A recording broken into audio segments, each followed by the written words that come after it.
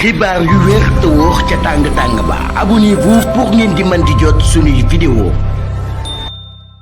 dal leen ak jàmm seen chaîne bi di Buzz 221 HD kii di Mame Diarra Fam da ko personnalité politique bu kenn dootu présenté ci réew mii di Sénégal yëkkati na ay kàddu daal di xamal sénégalais yi lu sabab mu daal di quitter définitivement parti bii di PDS ba noppi daal di créer propre partem bi nga xam ne dafa nekk en phase maanaam dafa daal di bokk gis-gis ak waa parti bii di Pastef si li ni mel kii di Mame Diarra Fam ne lu sabab mu daal di bàyyeekoo ci parti bii di PDS moom mooy que ne ci élection législative anticipée ñu daan amal ci réew mii di Sénégal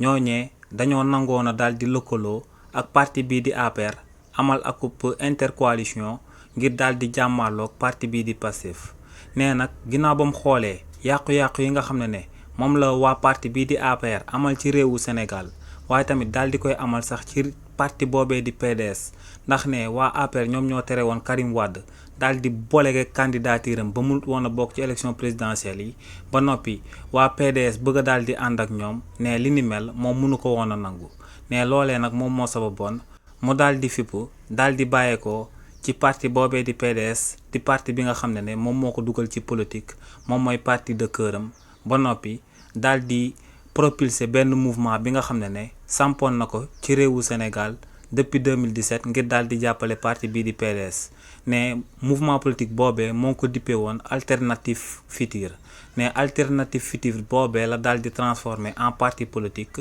te ne lu sabab nag mu daal di amal li ni mel moom mooy dafa daal di bokk gis-gis moom ak waa parti bii di Pastef ndax ne ñooñee lu ñu daal di oote te muy jubal jubanti daal di fexe ba lépp li nga xam ne Sénégalais yëpp ñoom ñoo ko daal di bokk ku nekk daal di siy jot jëmale ko ci ressources naturelles yi ak ci justice bu daal di tëddee njaaxaanaay ne li ni mel moom moo sabab mu daal di créer parti politique boobee ngir daal di jongante ci ëtt politique bi te ne gis-gis bi nga xam ne moom la daal di am moom mooy gis-gis bi nga xam ne moom la waa parti bii di Pastef am ba noppi di ko doxal te ñu daal di nekk ci boppu réew mi.